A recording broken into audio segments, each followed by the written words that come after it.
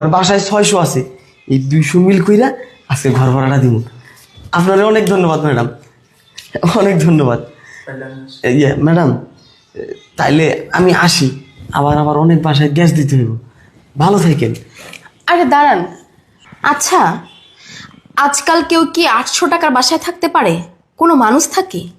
বলেন তো। কি যে কোন ম্যাডাম, আমি গরিব মানুষ, 800 টাকাই তো আমার কাছে অনেক কিছু।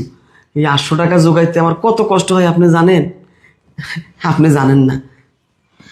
আমি যতদূর জানি আপনার তো অনেক টাকা, বাড়ি গাড়ি ব্যাংক ব্যালেন্স সব আছে আপনার, তাহলে আপনি কেন ওই রকম বাসায় থাকেন? কি আর বলবো ম্যাডাম, সবই ভাগ্য। আপনি ঠিকই বলছেন ম্যাডাম, কিন্তু এটা অনেক কাহিনী, এগুলো বলার সময় নেই ম্যাডাম। আমার অনেক বাসায় গ্যাস দিতে হইব, আমি না হয় আজকে যাই। আরে দাঁড়ান, আপনার গল্পগুলো শুনি, বলেন, কোনো সমস্যা নাই। হয়েছে কি ম্যাডাম, সবই না আমার ভাগ্য, আমার কপাল, এই কপালের দোষ ম্যাডাম।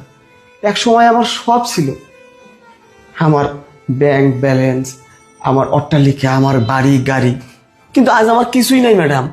আমি আজকে দিন শেষে এই 200-500 টাকার কামলা। আমার জীবনে অনেক বড় পাপ আছে ম্যাডাম, আমি আমার পাপের প্রায়শ্চিত্ত করতেছি।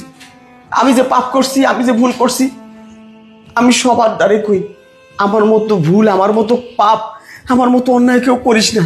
এই দুনিয়ায় আল্লাহর বিচার আছে। কি এমন পাপ করছেন আপনি? বলেন, এইটাও শুনি। থাক না ম্যাডাম, বাদ দেন, অন্য কোনো একদিন হোক কথা হইব ম্যাডাম, আমি যাই।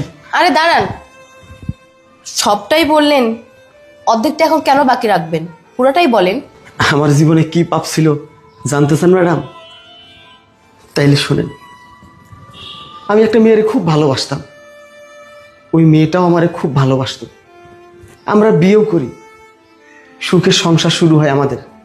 কিছুদিন পর থেকে ওরে আমার আর সহ্য হইতো না, ওরে আমি দেখতে পারতাম না, কেন যেন ওরে আমার বিষ মনে হইতো, খুব অসহ্য লাগতো।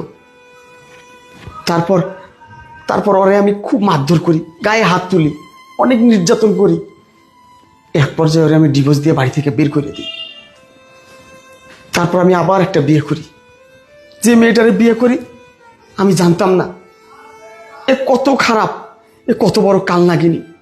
এ আমারে অনেক কাহিনী কইরা আমার সমস্ত সয় সম্পত্তি, আমার ব্যাংক ব্যালেন্স, আমার মিল ফ্যাক্টরি, আমার ব্যাংকে জমানো টাকা সমস্ত কিছু ধীরে ধীরে ধীরে ধীরে সে নিজের নামে আত্মসাৎ করে। আমি তারা কিছু বলতেও পারতাম না, কেন যেন এক প্রকার তার কাছে জিম্মির মতো হয়ে গেছিলাম।